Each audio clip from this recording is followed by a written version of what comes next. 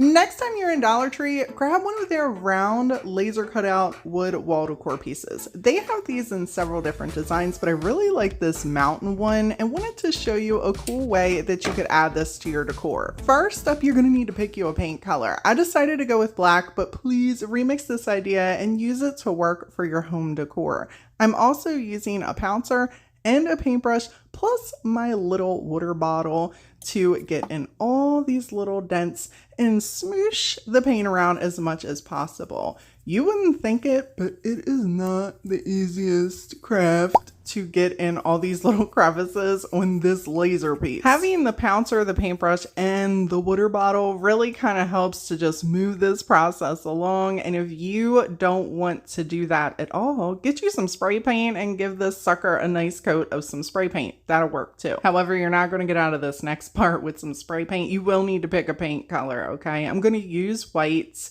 and then we're going to give this a coat of paint just where everything is raised. And I alternated this part between a paintbrush and a makeup sponge.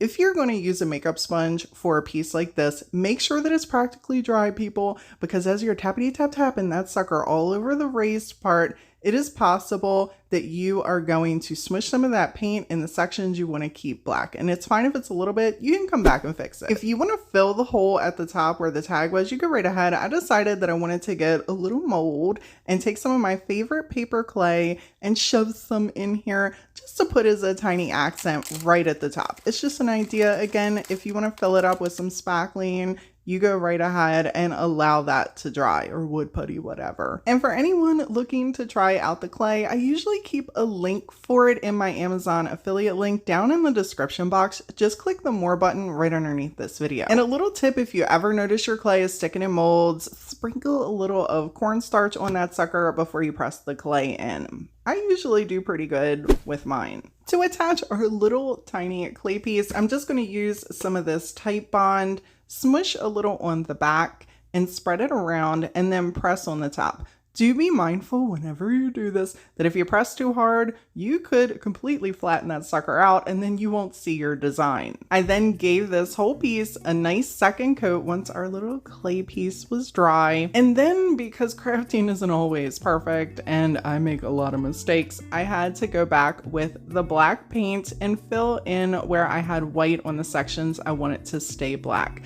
I also took some of that same paint and did a little bit of a dusting over top of our clay piece. This way those raised sections kind of popped out. Off camera, I painted this little candle holder from Dollar Tree. Use whatever you would like for the stand for this piece into cubes. I'm going to use the cubes to attach one on the front and one on the back, so this way we can set this right on the candle holder. For a little added security, I grabbed my tacky glue so this way I could go over all the attachments, making sure that if the hot glue by any chance had any issues keeping the piece in place, this tacky glue had its back and my little decor piece would not fall apart.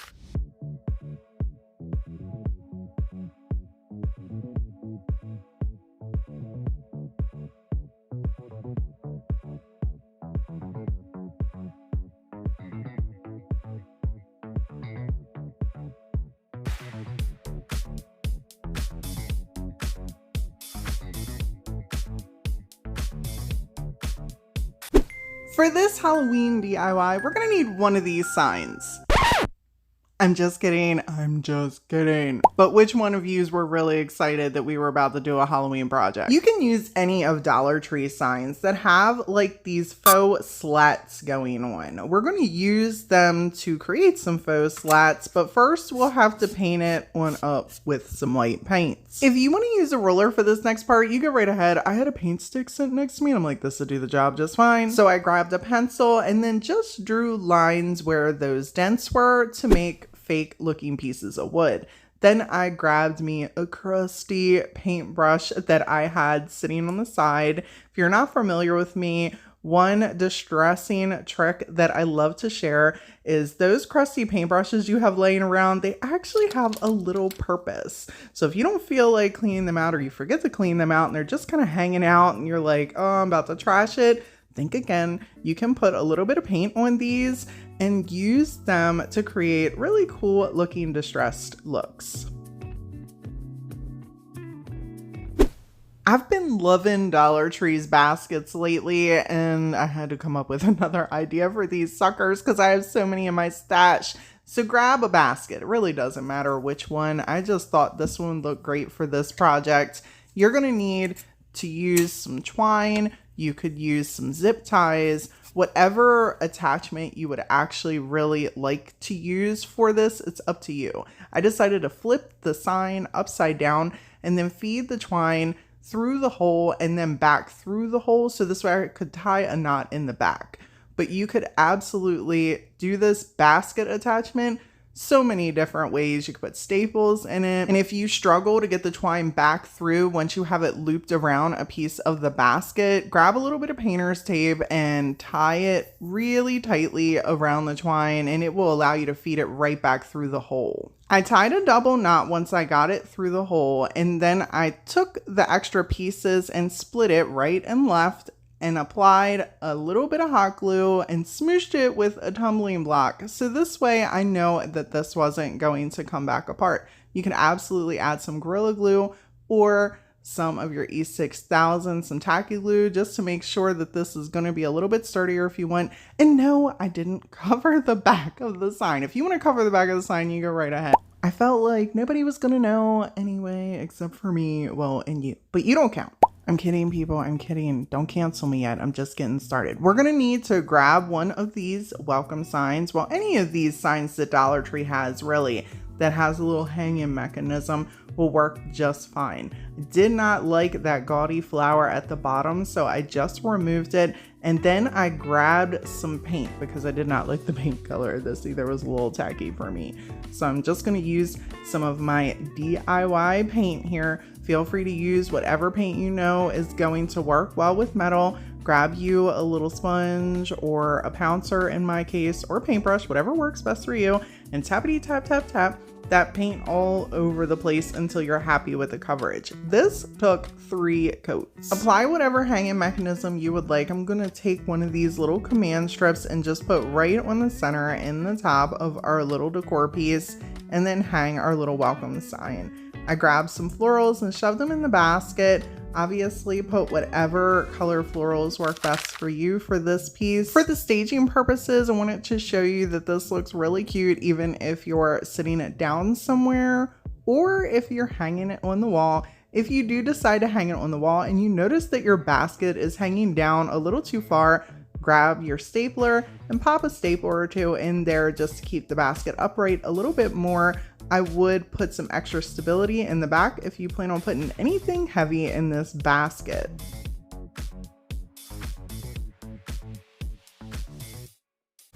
For this hanging wall decor set, I'm going to be using 2 of these, but you can use whatever size and whatever kind of frames you would like. You're going to need some tumbling blocks and some paint sticks.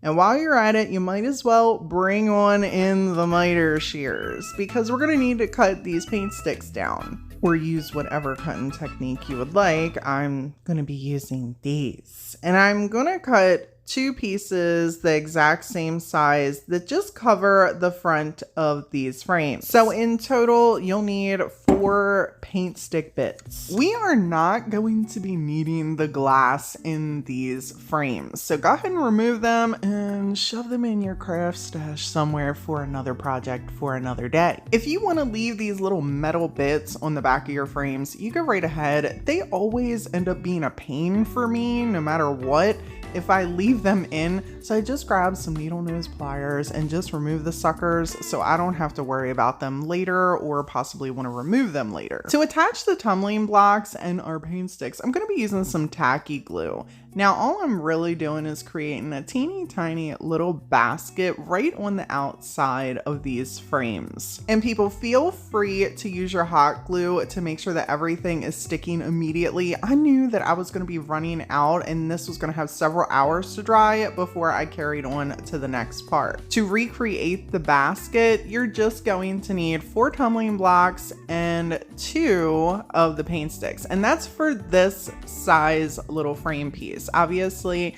how many you're going to need is going to vary depending on the size, but I put the 2 paint sticks on the front, kind of like a palette, and left a little gap on there.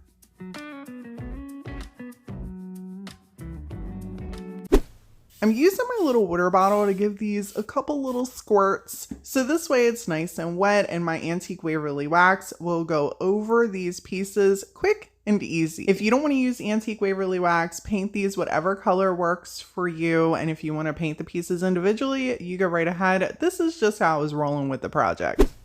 For this next part, you're gonna need to bring on in the wire cutters. Well, you don't have to, but I'm going to, because we're gonna need to use them to snip the entire top and the entire bottom off of this little wire basket. Also, Dollar Tree does have the trash cans that are the same material, the same style. So if you want to get more bang for your buck to have more faux chicken wire laying around, grab those trash cans when you see them.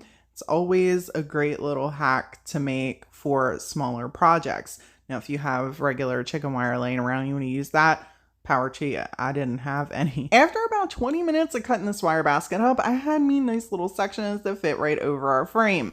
Now it was time for us to bring on in the stapler.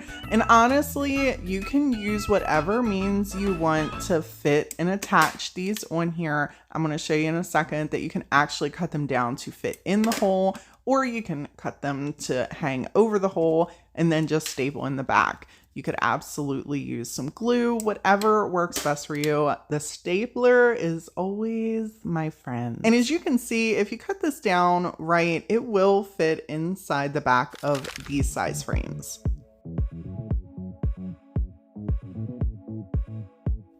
On their own, I think they look really cute just sitting them around. You could easily switch out the little greenery for floral pieces with the seasons. These are also the perfect size to put little clothespin and wallet-sized pictures on, or chalkboards, and write little messages and hanging them on the walls around your home. For this project, I want to share the idea of being able to use 2 different materials and colors and still create one unified looking piece with transfers. You can get transfers in all different colors and all different sizes and put them on pieces that might not necessarily go together, but the colors in the transfer will tie everything together. The transfers we're going to be using in this demonstration are part of my personal brand called TDS, which is short for the DIY struggle. This set is called Harmony, and you get 2 8x10 sheets in the set, along with a little plastic card for you to be able to rub on the transfer. If anyone is interested, I keep a link down in the description box. Just click the more button underneath this video. But people, as always, I like to encourage you to use what you have access to or whatever makes you happy or works for your decor. It does not have to be these particular transfers. Take the idea and remix it into what works best for your home decor. This design in particular goes perfect with this little black industrial candle holder. I think as crafters, sometimes we feel like we have to completely paint everything, completely glue everything for all things to look like a complete unified set.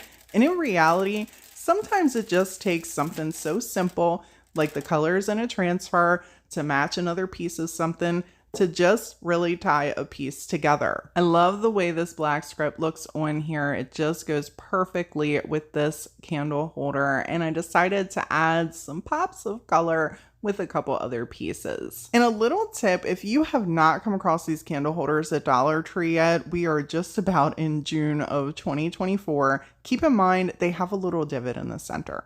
So if you're planning a project with them, remember to put the glue on the outside. Filling the center with glue is not going to give you the best attachment. I'm using some tacky glue right around the edges just to make sure that we have a nice long lasting hold, and that's going to be it for this project.